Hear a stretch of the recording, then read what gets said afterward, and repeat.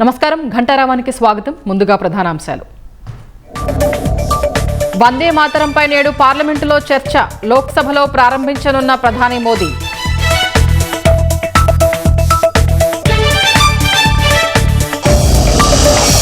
నెమ్మదిగా గాడిన పడుతున్న ఇండిగో కార్యకలాపాలు ఈ నెల 10కి సాధారణ స్థితికి వస్తాయని సీఈఓ ఆశాభావం.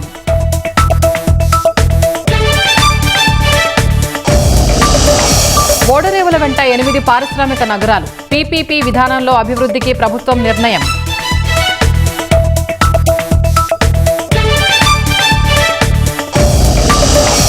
కుప్పలు తెప్పలుగా పేరుకుపోతున్న భూ సమస్యలు. రెవెన్యూ శాఖ తీరుతో పరిష్కారం దొరక్క ప్రజల కష్టాలు.